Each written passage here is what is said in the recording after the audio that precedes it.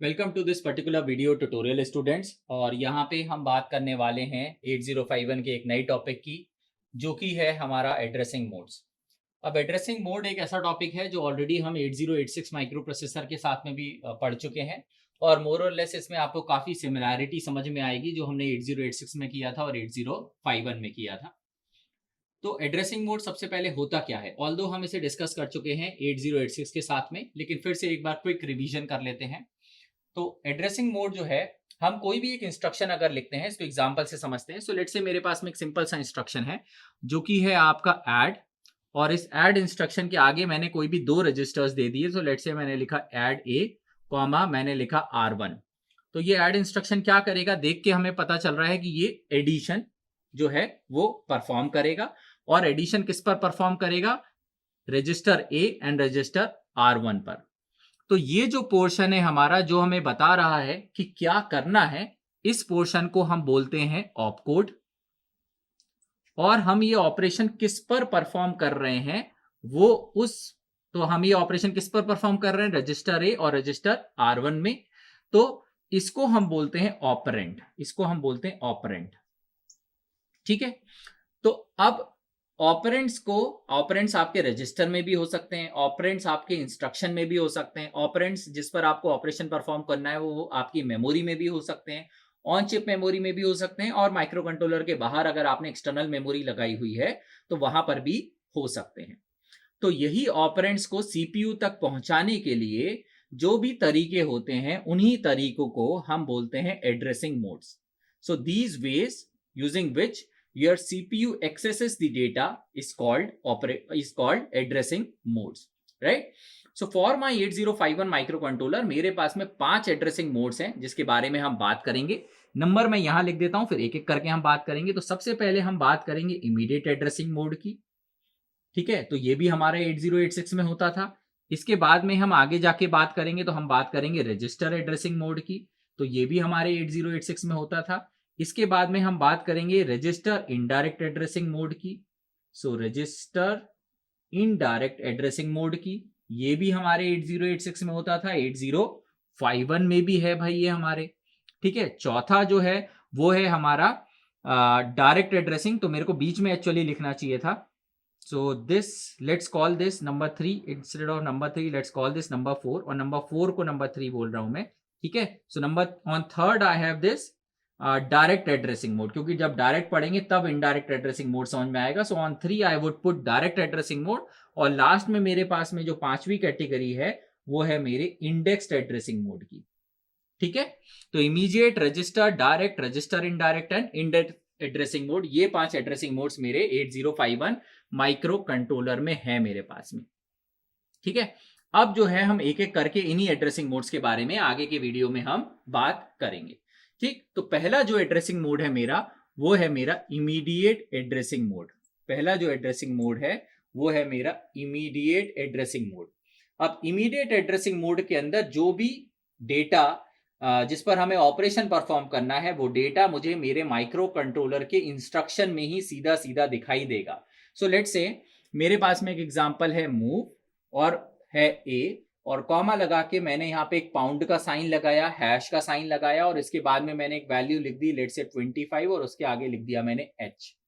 तो ये पाउंड का साइन जो है ये बता रहा है कि ये कौन सा एड्रेसिंग मोड है, ये इमीडिएट एड्रेसिंग मोड है। और इसका ये मतलब है कि 25 जो है 25H it itself is a data, तो ये खुद ही डेटा है। यानी after the execution of this instruction, register A के अंदर कितनी वैल्यू आ जाएगी आपकी, 27 वैल्यू जो है वो मेरे रजिस्टर ए में आ जाएगी। ठीक है, इसी तरीके से और भी पॉसिबिलिटीज है कि मैं यहां लिख सकता हूं ऐड, और मैंने लिखा ए, और फिर मैंने लिखा कॉमा लगा के, लेट्स से मैंने लिखा I was trying to write 21। ठीक है, सो मैंने लिखा ऐड ए कॉमा हैश 21। तो इससे क्या होगा, आप दो नंबर्स को ऐड कर रहे हो, पहला वाला नंबर रजिस्टर ए में है और दूसरा नंबर हैश के बाद आपने जो भी लिखा है, तो मैंने लिखा हैश 21, तो 21 वो नंबर है और ये दोनों आपस में ऐड हो जाएंगे। ठीक है, ये कुछ साइन नहीं, ये गड़बड़ हो गई थी मुझसे।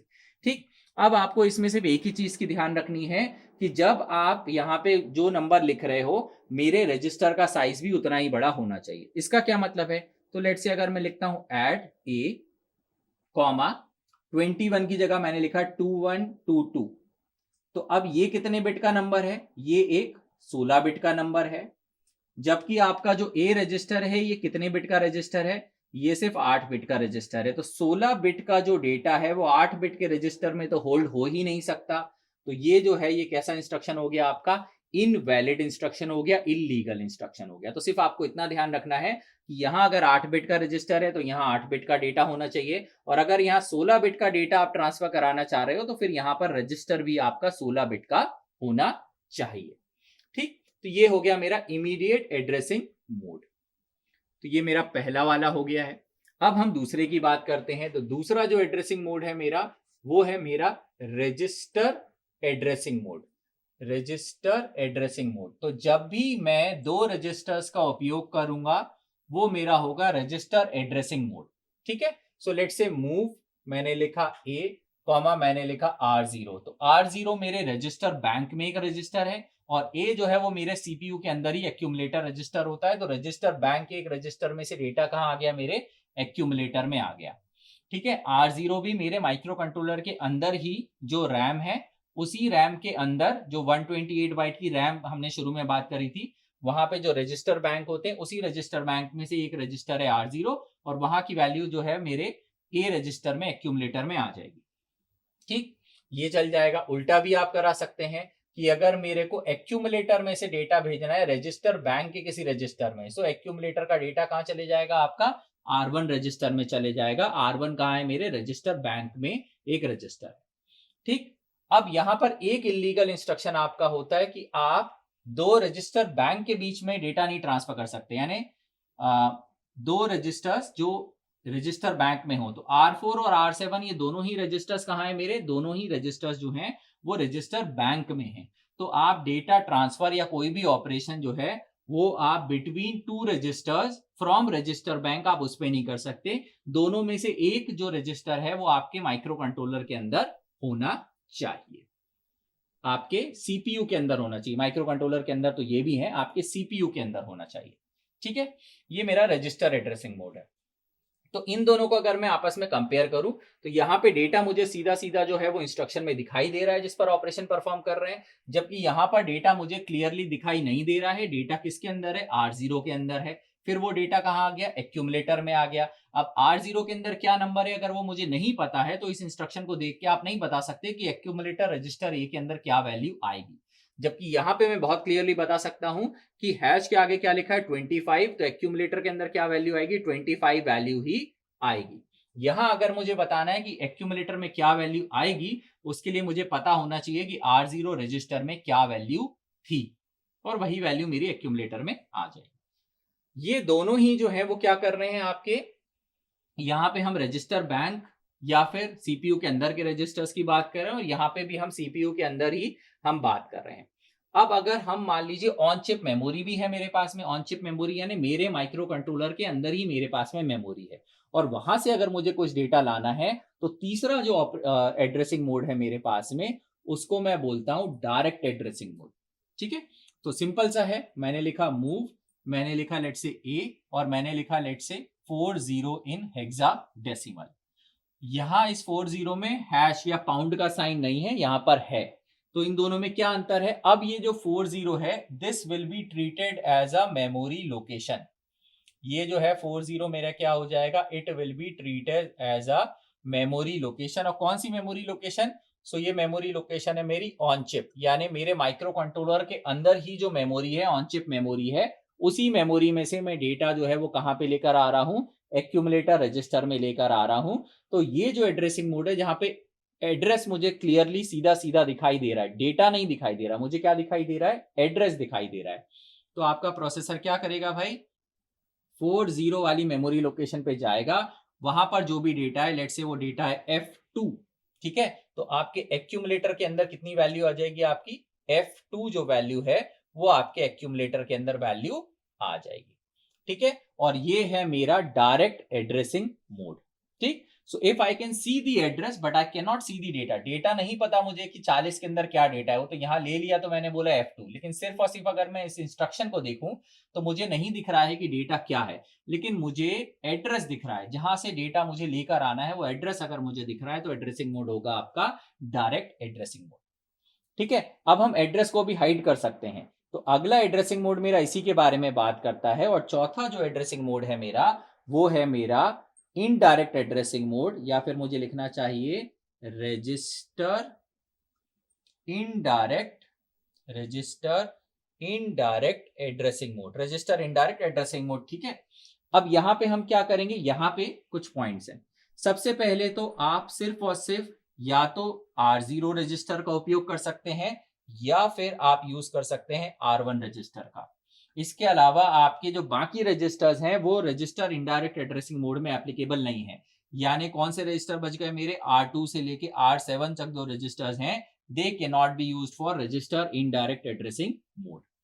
दूसरा, हम इसके अंदर एक साइन यूज करेंगे, @ वाला साइन। कैसे यूज करेंगे वो मैं अभी बताऊंगा। तो अब हम बात करते हैं एग्जाम्पल की। सो लेट से मैंने यहाँ पे लिखा मूव, मैंने लिखा a, कॉमा लगा के मैंने @ लिखा और फिर मैंने लिखा लेट से R1। ठीक है, तो अब जो है ये @R1 क्या बता रहा है, it is denoting a memory location. तो आपका जो प्रोसेसर है वो क्या करेगा, इस मेमोरी लोकेशन पे जाएगा, वहां पर लेट से नंबर था मेरा F2, तो वो जो नंबर है F2 वो उठ के कहां आ जाएगा, मेरा एक्यूमुलेटर रजिस्टर A में आ जाएगा। ठीक है, तो यहाँ पे R0 के अंदर जो भी वैल्यू है आप अज्यूम भी कर सकते हैं। सो लेट से R0 की वैल्यू थी मेरी 27, तो ये जो मेमोरी लोकेशन है, R0 नहीं सॉरी मैंने R1 एग्जांपल में लिया है। सो लेट से R1 के अंदर जो मेमोरी जो वैल्यू थी वो कितनी थी, 27 थी। So now this 27 is a location, 27 is a memory address. तो आप 27 वाली मेमोरी लोकेशन पे गए, उस मेमोरी लोकेशन पर जो भी डेटा था वो डेटा उठा के आपने कहां रख लिया, एक्यूमुलेटर के अंदर रख लिया। अब भाई दो तरीके हैं मेरे पास में, एड्रेस मुझे इसमें क्लियरली दिखाई दे रहा है और यहाँ पे जो एड्रेस है वो मुझे दिखाई नहीं दे रहा है, that address is hidden inside a resistor. ठीक है, तो ये तरीका हो गया इनडायरेक्ट तरीका। ठीक, इसका क्यों उपयोग करेंगे हम, जब एक सिंपल तरीका है तो दूसरा तरीका क्यों है मेरे पास में। तो ये मेरे सिस्टम को डायनेमिक बनाता है, डेटा एक्सेसिंग को डायनेमिक बनाता है। क्यों, मान लीजिए अगर आप एक एरे पे काम कर रहे हैं तो एरे में हमको पता है कि डेटा कॉन्जिक्यूटिव एक के बाद एक अगली मेमोरी लोकेशंस पर स्टोर्ड होता है। तो मान लीजिए पहला वाला जो F2 नंबर था वो 27 पर था, 27 मेमोरी लोकेशन पर था। अगला में जो नंबर है वो 28 पर है, उसके बाद में अगला नंबर है 29 पे। तो यहां मुझे हर बार क्या करना पड़ता, मुझे यहाँ पे पहली बार लिखना पड़ता मूव A, 27, फिर अगली बार लिखना पड़ता 28, फिर अगली बार लिखना पड़ता 29। तो मेरे को मेरे प्रोग्राम में हमेशा मेमोरी लोकेशंस को हार्ड कोड करना पड़ता, वहां पे लिखना पड़ता। जबकि यहां आपको क्या करना है, आप सिंपली लिखिए कि R1 के अंदर वैल्यू है 27, एक बार अब आपका ऑपरेशन परफॉर्म कर लीजिए, उसके बाद सिंपली आप क्या करिए, इंक्रीमेंट कर दीजिए भाई R1 को। तो R1 को इंक्रीमेंट करेंगे तो आपकी R1 की वैल्यू 27 से कितनी हो जाएगी, 28 हो जाएगी। इस तरीके से जो है आपका जो सिस्टम है वो और डायनेमिक हो जाएगा। ठीक, तो ये हो गया मेरा रजिस्टर इनडायरेक्ट एड्रेसिंग मोड। तो अभी तक का जितना हमने पढ़ा है इसको अगर मैं कंक्लूड करूं तो 1 और 2 जो मेरे थे, पहला था मेरा इमीडिएट और दूसरा था मेरा register addressing mode. So I was kind of inside the CPU, register bank तक जा सकता था मैं, और मैं मेरा जो डेटा है वो सीधा सीधा दिख रहा था। 3 और 4 की अगर मैं बात करूं तो अब मेरे पास में जो ऑन चिप मेमोरी है, मेरे माइक्रो कंट्रोलर के अंदर जो मेमोरी है मैं उसकी बात कर रहा हूं, नंबर 3 एंड नंबर 4 में। इसके बाद में एक आखिरी एड्रेसिंग मोड बचता है, बड़ा ही इंटरेस्टिंग एड्रेसिंग मोड है, वो है आपका indexed addressing mode. And with the help of index addressing mode आप माइक्रो कंट्रोलर के बाहर चले जाते हैं। ठीक है, तो इसमें दो इंस्ट्रक्शंस हैं बेसिकली। पहला इंस्ट्रक्शन है मूव सी, और मैंने लिखा लेट से ए, कॉमा मैंने लिखा @A + DPTR। तो @ का मतलब तो आपको पता चल ही गया। तो अब आपका जो एड्रेस है वो कौन बताएगा, एक्यूमुलेटर और DPTR दोनों मिलके आपके एड्रेस को बताएंगे। लेकिन ये एड्रेस कहां है, सो फर्स्ट ऑफ ऑल ये एड्रेस है मेरे माइक्रो कंट्रोलर के बाहर एक्सटर्नल मेमोरी में। So there is a possibility कि आपके पास में जो मेमोरी है आपके 8051 के अंदर वो मेमोरी सफिशिएंट नहीं है। ठीक, उस केस में आप क्या करेंगे, एक्सटर्नल मेमोरी को लगाएंगे, क्योंकि आपको काम तो कराना ही है ना। तो आपने लेट से माइक्रो कंट्रोलर की मेमोरी तो यूज कर ही रहे हैं, साथ में आप एक एक्सटर्नल मेमोरी भी लगा दी। तो अब उस एक्सटर्नल मेमोरी से डेटा कैसे लेकर आएंगे, तो ये वो वाला तरीका है। अब यहाँ पे एक खास बात है, एक और इंस्ट्रक्शन हम यूज करते हैं एक्सटर्नल मेमोरी से डेटा को लाने के लिए, वो होता है आपका move X let say A comma at the rate DPTR.